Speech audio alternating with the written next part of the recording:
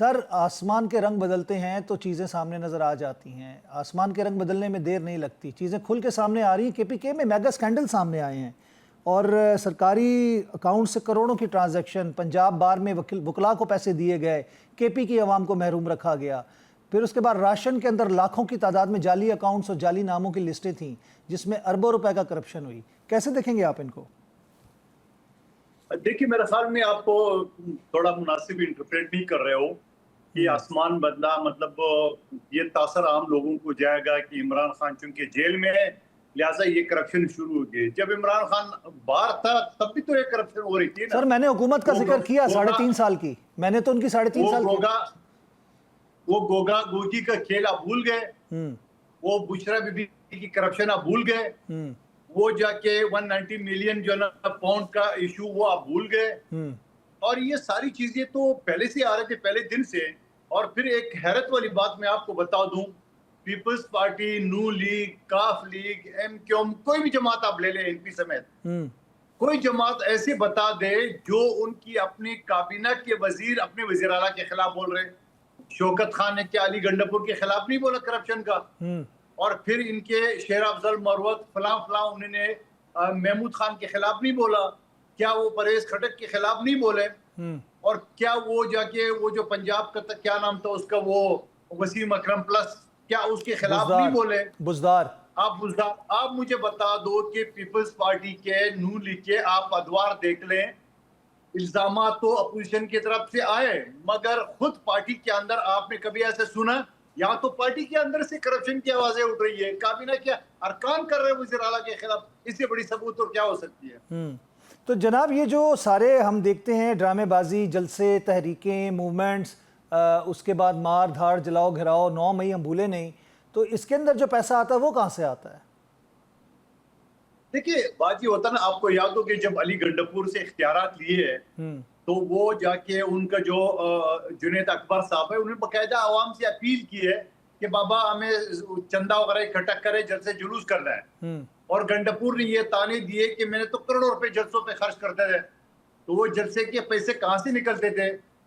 वो जो तालिबान को बता दे रहे वो एक अलग इशू है।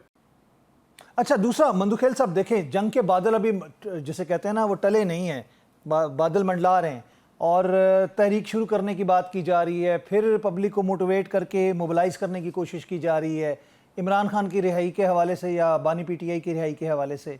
आपको क्या लगता है कि दुश्मन तो इस वक्त ताक लगा के बैठा हुआ है? पहले भी इन्होंने कोशिश की है कि इदारों और अवाम के दरमियान गैप डाला जाए, फ़ज़ाई बरतरी हमने दुश्मन के ख़त्म कर दी, उसको नाको चने चबवा दिए, और हमारे अपने अंदर से हालात ये नज़र आ रहे हैं हमें। देखिए, बिल्कुल जंग के बादल जो है ना वो अभी तक जो है ना मंडला रहा है, जंग का सूरत-ए-हाल खत्म नहीं हुआ है, इसमें कोई शक नहीं है। क्या पहले फील्ड मार्शल अयूब खान के पोते ने क्या ये नहीं कहा कि हमारे तो तोपों में गोले नहीं है, हमारे मिसाइल ही नहीं है, हमारे पास तो टैंकों में तेल नहीं है? तो ये सारी चीजें उसने नहीं बोला।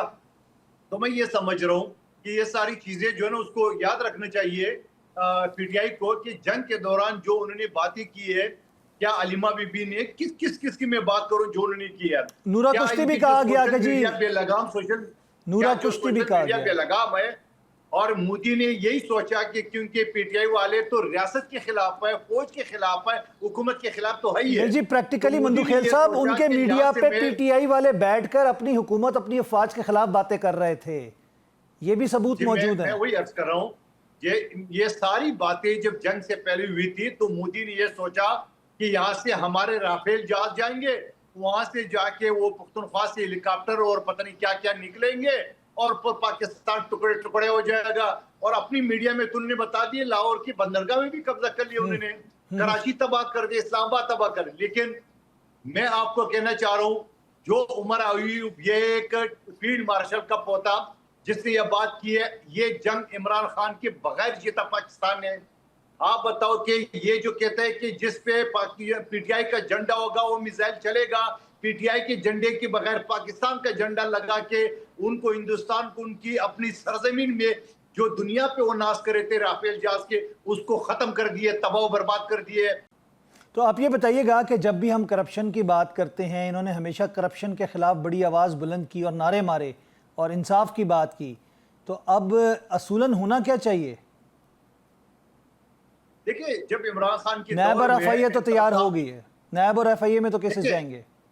देखिए मैं एक चीज बताऊं आपको, जब वो इमरान खान के दौर में उन्होंने एहतसाब के जो खैबर पख्तूनख्वा का दफातर थे उसको ताले लगा लिए, याद नहीं है आपको? जी बिल्कुल उस ना। वक्त भी हम कहते थे, उस वक्त फिर जब ये एहतसाब जो ऑर्डिनेंस आया, जो तरमीम आई असम्बली में, तो कहते हैं ये पीपल्स पार्टी ने अपने लिए और नून लीग के लिए किए। हमने कहा नहीं बाबा, हम तो भुगत चुके हैं, आपके लिए कर रहे हैं ताकि आपको फायदा हो, आपको नवे नवे दिन जो है ना वो नेब की रिमांड में न रहे।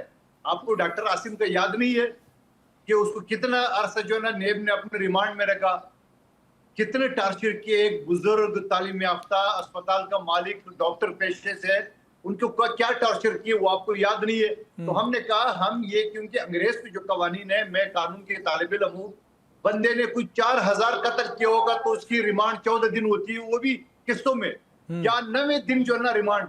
तो हमने कहा ये कानून हम बदल रहे हैं। वो कहते आप अपने लिए कर रहे हैं, हम तो क्या, हम तो भुगत चुके हैं। क्या खुर्शीद शाह साहब ने 2 साल जेल में नहीं रहे बेटे समेत? क्या डॉक्टर आसिम ने नहीं रहे? क्या आसिफ अली जरदारी साहब ने 11 साल फरियाल तालपुर साहबा को जेल में डाल दिया गया था ईद के दिन चांद रात को, आपको याद होगा? जी जी जी, वो चीज देखिए, अति फरियाल तालपुर को चांद रात में, रात 12 बजे, मैं 10 साल जेल रिफॉर्म्स कमेटी का हिस्सा रहा हूं सिंध में। 6 बजे के बाद तो चीफ जस्टिस के हुक्म में भी मुल्जिम जेल नहीं जा सकता है। उन्होंने रात 12 बजे आदि फरियाल को घसीट के जेल में डाला। तो मैं बताऊं, जो कवानीन ही नहीं है, कानून ही नहीं है।